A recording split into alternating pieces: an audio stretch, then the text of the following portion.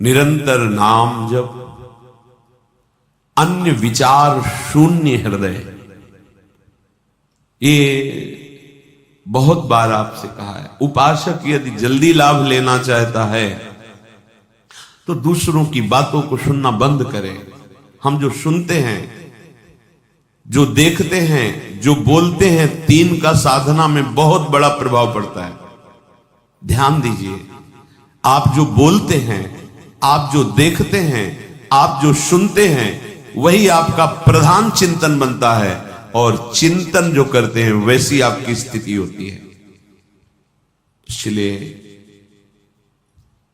रसना कटो जो अनरटो, निरखि अनफुटो नयन, और श्रवण फुटो जो अनसुनो। श्री राधा जी तीन के लिए का, तीन का बड़ा प्रभाव होता है, और हम इन तीन पर ध्यान नहीं देते। जो मन आया वो बोलते गए।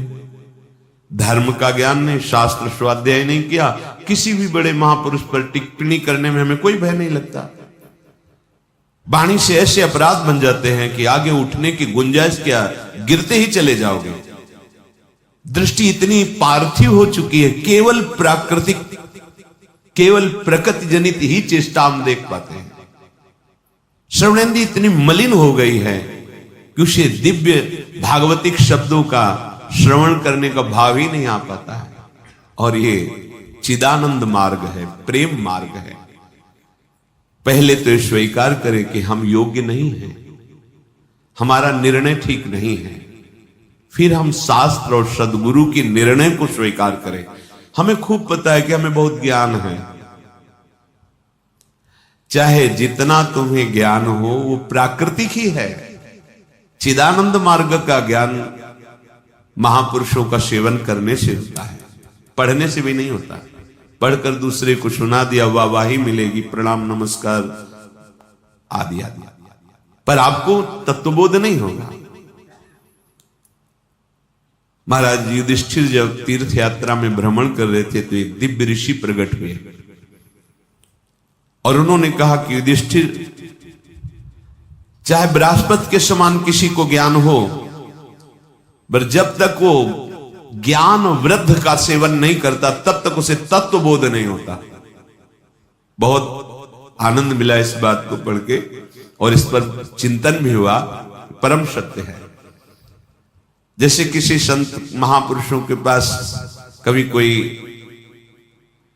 संत गए और ये प्रश्न किया कि अभी हमारी अमुक भूमिका पे प्रवेश नहीं हुआ, तो पूछते थे किन महापुरुष की सेवा में हो, किसकी सेवा में हो?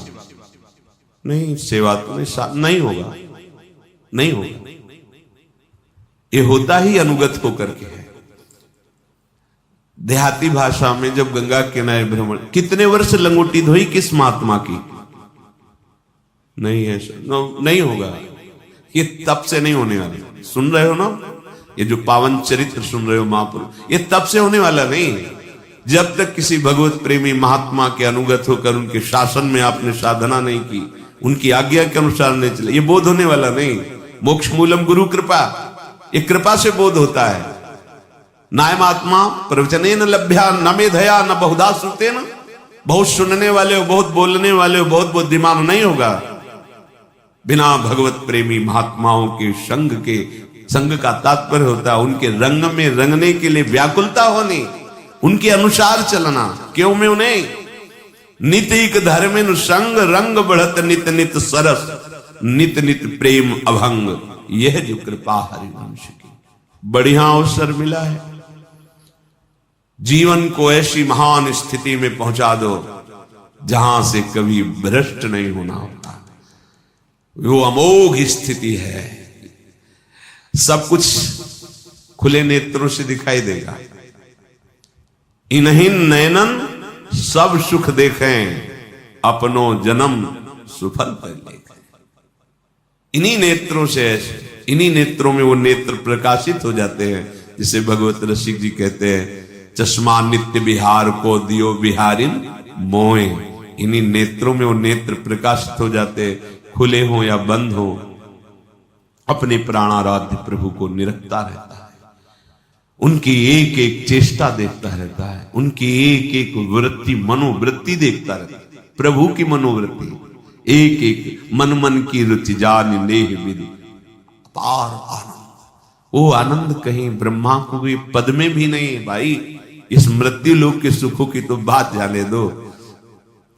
एक बार ये जन्म प्रियालाल के चरणों में देते हैं, दृढ़ निष्ठा करके। अब चाहे प्राण चले जाएं, ऐसा कष्ट मिले, चाहे सारा संसार हमें सम्मान दे, दोनों तरफ हमें दृष्टि नहीं डालनी, अपने लक्ष्य की तरफ दृष्टि डालनी।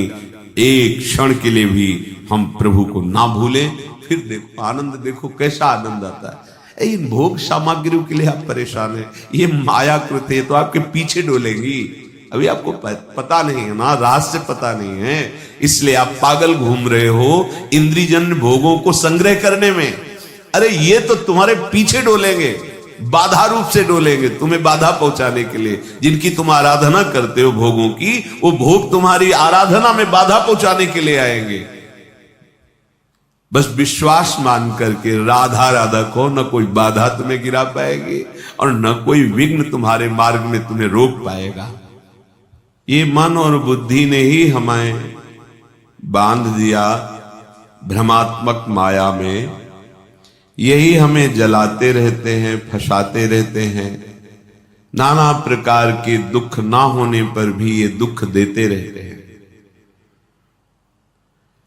मय्येव मन आधत्सो मयि बुद्धिम निवेशय, भगवान का आदेश है। अर्जुन जी के सामने खड़े हैं भगवान। अगर कहे कि आप में सामर्थ्य है, चमत्कार है, तो कर लो, हम जा रहे हैं विषयों का सेवन करने, तब हम मानेंगे। ऐसा सिद्धांत नहीं, इसे मूर्खता कहते हैं। मूर्खता अध्यात्म मार्ग में आरूढ़ नहीं होने देती। यदि आपके अंदर पिपाशा भगवत मार्ग की नहीं है, तो भगवान के समीप रहते हुए भी आप माया जनित बंधन में ही रहेंगे, समीप रहते हुए भी। देख तो रहा है दुर्योधन भगवान के सच्चिदानंद बप्पू को क्या परिवर्तन हो रहा है। उपदेश भी कर रहे श्री भगवान, तो श्री भगवान से कह रहा है कि आप ऐसा न समझे कि मैं धर्म को जानता नहीं, धर्म को जानता हूं पर मेरी रुचि नहीं है, अधर्म में मेरी रुचि है। यदि आपकी वृत्ति भगवत विरोधी आचरणों में सुखपूर्वक विचरने का भाव रखती है, तो कोई आपका परिवर्तन नहीं कर सकता। कहीं भी चले जाओ आप, आपका परिवर्तन आपसे होगा। जब आप विकल होंगे दिव्य रस प्राप्ति के लिए, तो सब संयोग काम करेगा। नहीं तो आपको संतों की कृपा से बड़ा सा बड़ा पद मिल जाए, बड़ी सी बड़ी व्यवस्था मिल जाए।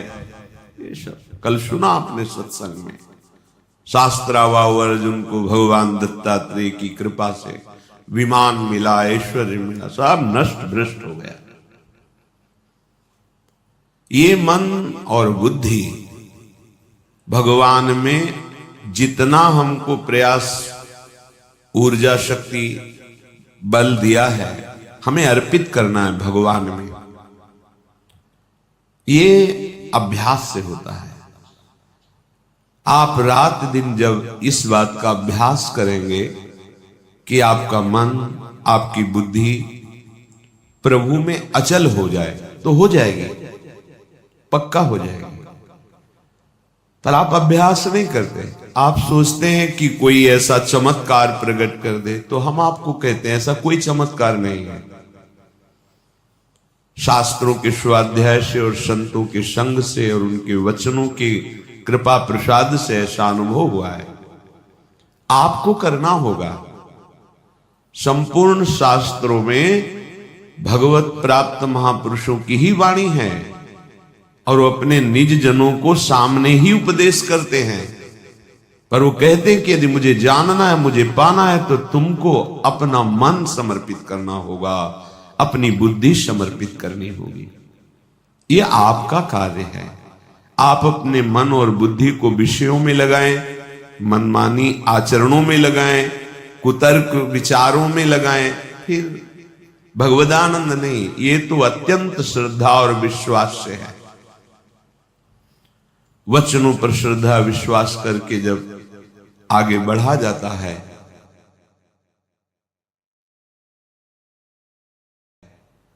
तो भगवत कृपा से हृदय में प्रकाश होता है।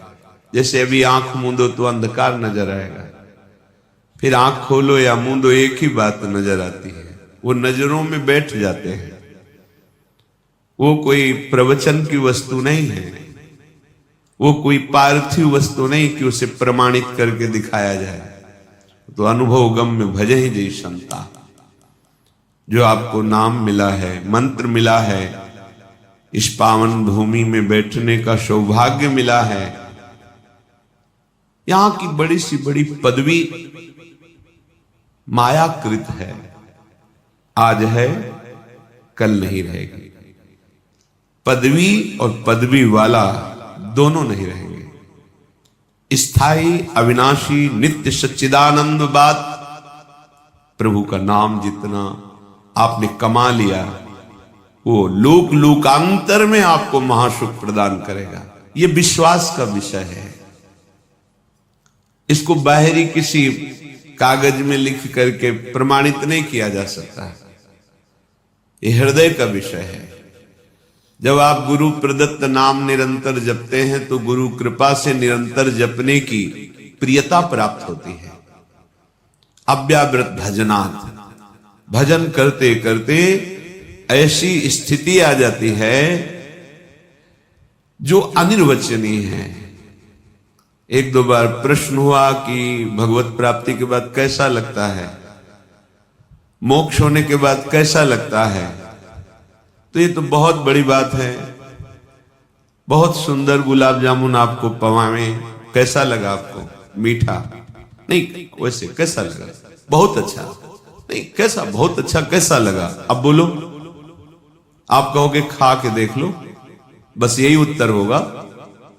तो ये तो पार्थिव वस्तु के अनुभव की बात है। वो तो सच्चिदानंद जो प्रकृति का एक सेकेंड में संपूर्ण प्रकृति का सृजन करके अपने आप से अपने आप में बैठा खेल रहा है, उसका अनुभव। और फिर वो बतावे कि ऐसा लगता है, नहीं।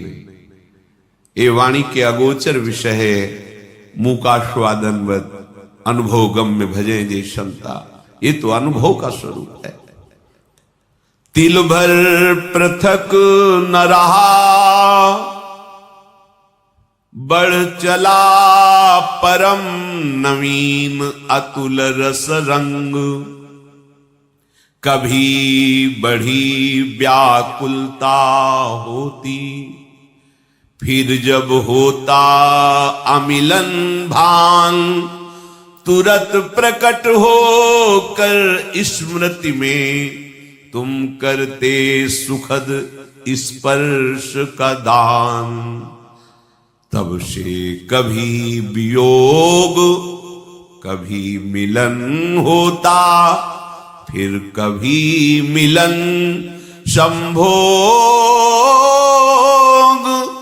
रहती प्रिय अनुभूति बाहे, अंतर रहता नित रस संयोग। ये स्थिति जागृत होती है। निरंतर नाम मंत्र की स्मृति में डूबा उपासक तिल भर पृथक न रहा। तिल भर भी अब अंतर नहीं रह गया। किसी ने प्रश्न किया, क्या जीव कभी भगवान हो सकता है क्या? अभी आप जानते नहीं, जीव कभी हुआ ही नहीं। आपको समझ में ही नहीं, यही तो भ्रम है। जीव कभी हुआ ही नहीं। जीव किसे कहते हैं? जिसने शरीर को मैं मान लिया उसे जीव कहते हैं, और जिसने शरीर राग का त्याग कर दिया उसे शिव कहते हैं। शिवोहम सोहम स्मृति वृत्ति अखंडा। कुंडल नाम आकार का हुआ है सोना। यदि आप सफल होना चाहते हैं तो हमारे पूज्य गुरुदेव श्री प्रेमानंद महाराज जी ने जो बात कही है कि आज से ही दूसरे लोगों की सुनना बंद कर दीजिए, वैसा कीजिए, निश्चित रूप से सफल होंगे। जय श्री राधे कृष्ण।